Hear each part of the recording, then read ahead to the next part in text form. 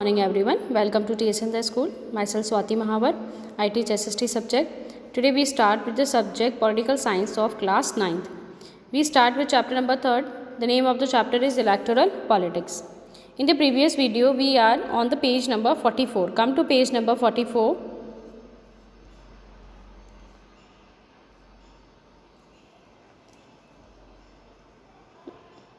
In election campaigns, political parties try to focus public attention on some big issue.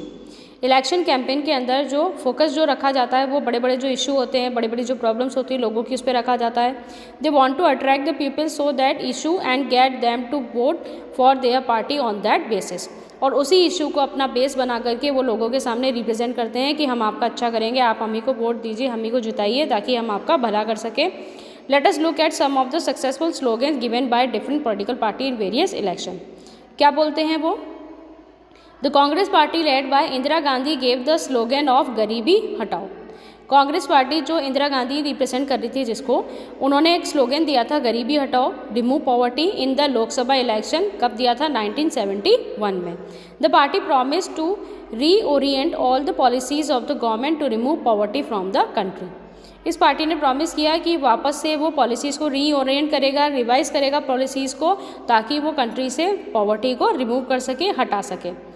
Save democracy was the slogan given by Janata party under the leadership of Jayaprakash Narayan.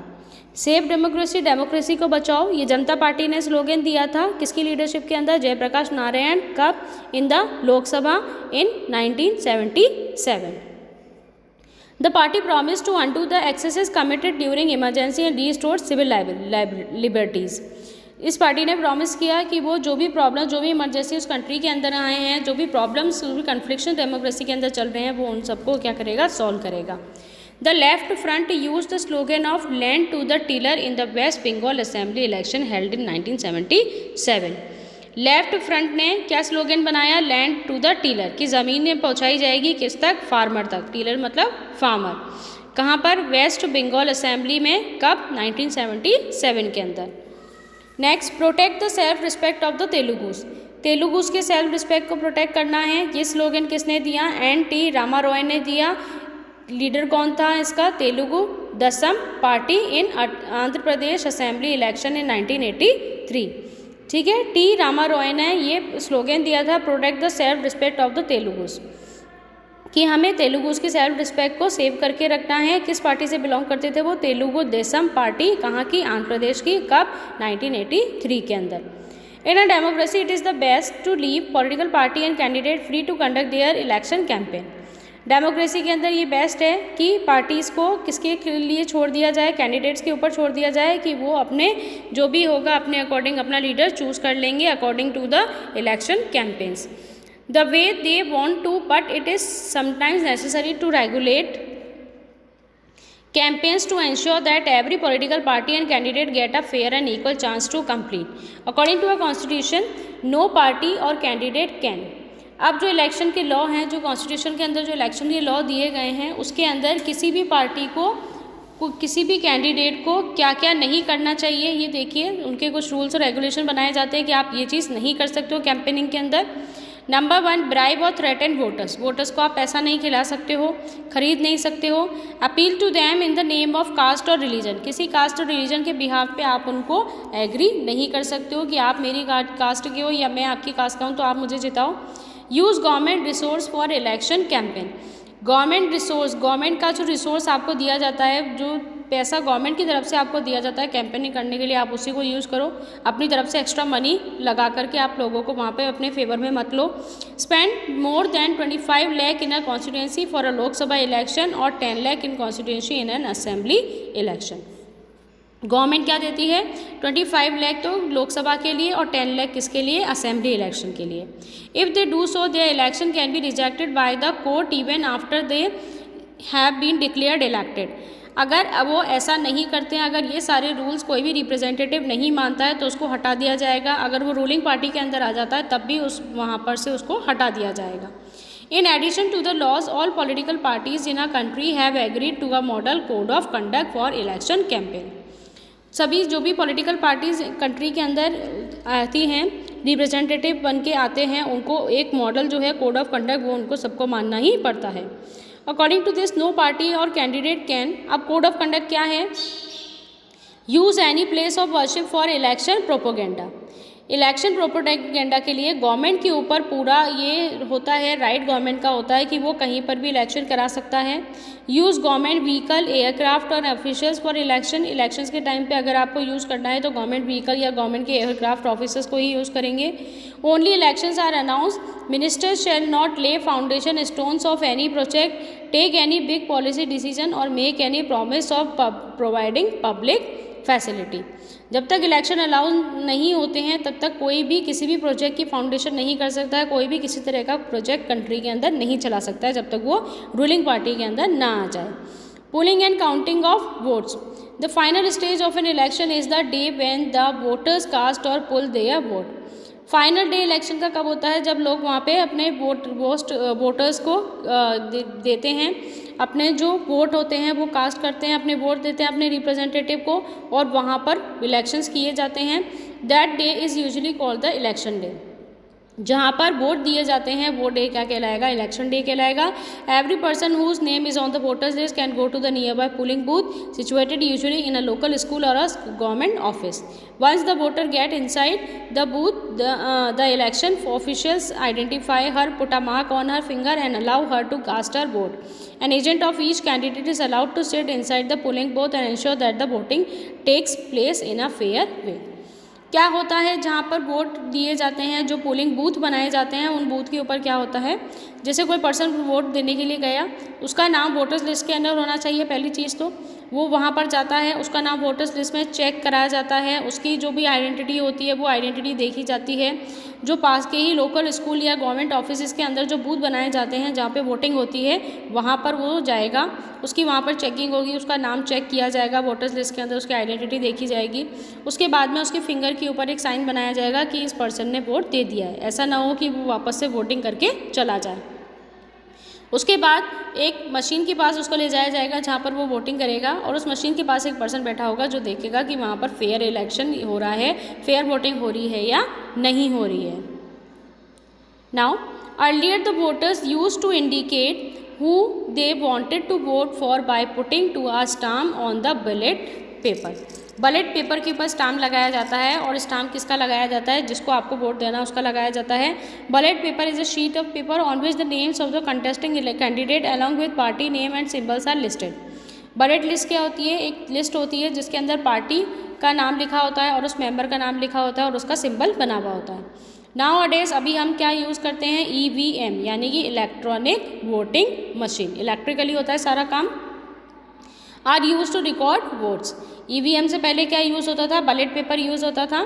The machine shows the name of the candidate and the party symbol, independent candidate to have their own symbol allotted by election commission.